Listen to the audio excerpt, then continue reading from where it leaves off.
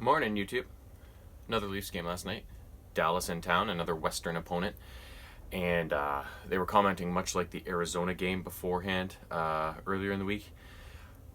Dallas was very much a stout defensive team like the Coyotes, where there was going to be some real challenge getting scoring opportunities. And the good news is that Freddie was back from his neck injury, so his first game in about 4. And despite that, it was not a great start. First period, Leafs were running around in their own zone, just over a minute in, and coughed out the puck, and then weren't in good defensive position after the turnover. And one of the Stars, I forget who it is, walked in alone and slipped one through Freddie's wickets to stake an early 1-0 lead for the Stars, which was also the first shot of the game. So that was that.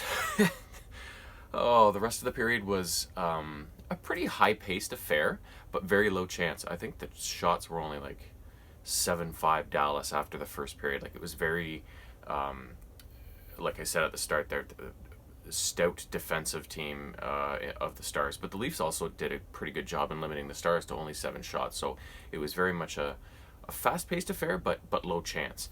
Bad news from the first period is that Johnsson and Kapanen collided by accident, and Johnsson was very much favoring his knee, and he's been in and out of the lineup all season with various injuries, blocking shots, and now this. I think he broke his ankle the first time and stuff like that. So it's too bad to see that happen to him, because he's had such a hard time getting going this year, and he's such an effective player when he is in the lineup, because he's got speed. And he does like to get in on the forecheck and cause a ruckus and throw his body around a little bit too. So, and this is a team that needs more of that, right? So to have him out hasn't been ideal. Second period, the Leafs came out, and not even a half a minute in, they were in the Dallas zone pressing. Tyson Berry pinched down the right wall and to try and create something, and Matthews did a good job of backing him up at the blue line. But somehow he got beat in a foot race. Dallas chipped the puck out, and one of their forwards took off and beat Matthews in a foot race, and they slipped another one through Freddie's wickets, first shot of the second period. So that was a theme that was ongoing throughout the game. First shot of each period went in so far. And so that was, again, not a great start to the period, but almost 6 minutes in, one of their new acquisitions, Kyle Clifford, asked one of the Stars if he wanted to go to the dance, so to speak. And so he fought Alexiak right off the face-off, and it was a good fight. And Clifford got him with one really good one right on the chin. That kind of sealed the win for himself. And you should have seen the building. It was like, everybody was like, yeah, a fight. We haven't seen like a real one of these in years, right? So it's... it was great to see. The fans were... It was the loudest the building had been all night. It really surprises me why they're trying to push hockey out of the game when all of the true fans that pay the money to go to the games, follow the teams, watch all the games on TV, buy all the swag, all these people either love fighting or are indifferent to it, don't care either way. Where's this coming from? All the people who hate the fighting. It's the people who don't even watch hockey and pay attention to it, but they're somehow getting their way with the way the league is going now. So it was awesome to see this, and I hope we see more of this from Clifford, because afterwards, like, the fight did exactly what he planned on it doing. The Leafs played their best stretch of hockey after that fight till the end of the second period. They were all over the Stars, and eventually about 11-12 minutes in, on a power play, they were working the puck around the zone, and Matthews was able to corral it in the right face-off dot and just label a wrist shot past Ben Bishop. So cut the Dallas lead to 2-1, and it looked like the Leafs were in business after kind of a shaky start to the first half of the game. Third period, though, the trend of the team's Dallas scoring on the first shot of each period continued. So it was a Dallas power play, and they were working it around, and Seguin got the goal off a bit of a rebound in front. So 3-1. Third period was kind of back and forth.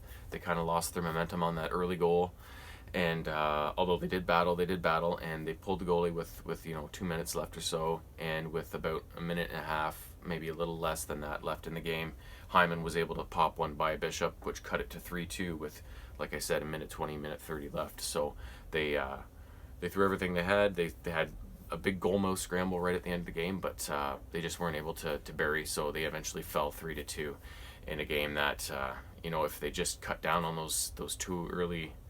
I mean, the one at the start of the third period on the power play, like, what are you going to do? But the first two, first shift of the game, letting the guys in and behind you on breakaways, like, those things can't happen. If they hadn't happened, if they'd been in decent position, it would have been a 2-1 Leaf win, more like, right? So, yeah, they want to try and lock these things down, but they just can't seem to do it. They can't seem to play a complete 60 minutes. They have all these inconsistencies to their game that kind of surface, and they always seem to get burned on it, So whether it's Freddie in net, whether it's Campbell in net, whether whatever, right? It just seems it's whenever they get torched for these opportunities and get exposed, it's always going in. So that's also one thing that usually you get a save every once in a while or whatever, right? But it just seems everything bad that wants to happen is happening. So hopefully that'll kind of even itself out over time, but the problem is they don't have much time left with how many games there are. So yeah, it's kind of a conundrum right now. So I thought the best players in the game last night, I thought Kapanen had a really good game. He was using his speed, which is probably his biggest asset. He created a lot of opportunities. He had a lot of chances. He has this, I guess, lack of finish, I would say, where he makes really good plays to get loose and get into the zone and create a chance. But right as he's about to make his move, whether it's taking a shot on net or making a deke or dishing off to somebody else, it always something seems to go wrong right as he's about to make his final move. The puck rolls off his stick, or something gets blocked, or whatever. He has this kind of lack of finish. So, or he makes the wrong decision. Like when he should have just driven the net, he turns back and tries to throw it back to the point, and it gets intercepted or whatever. So he's got this kind of lack of finish that, if I think he could iron that out, he could be one of the most dangerous Leafs, because with his speed last night, he created so many chances, and if he just had that finish, I think he could have had like a multi-point night. He was looking so good last night. So he to me, he was the most noticeable Leaf. And other than that, like, the big guys all had some chances and stuff. They weren't able to bury all that much, but yeah, it is what it is. They had their chances, but Bishop stopped them when for the most part. And what are you gonna do? And Fred didn't. So it's great to have him back. Hopefully, the Leafs don't hang him out to dry on the first shot of each period like they did last night for the next games going forward. But either way, they've all got to kind of have a gut check and really buckle down here for the last bunch of games, because if they lose anymore, they're just lucky Florida's starting to lose now, because they got trounced by Philadelphia last night, which helped the Leaf cause. But if Montreal starts to win, then there's just another team that's going to be nipping at their heels, right? So they got to take the ball and run with it, and take fate into their own hands and not depend on other teams losing. Depend on yourselves winning. So yeah, we'll see what happens. So long.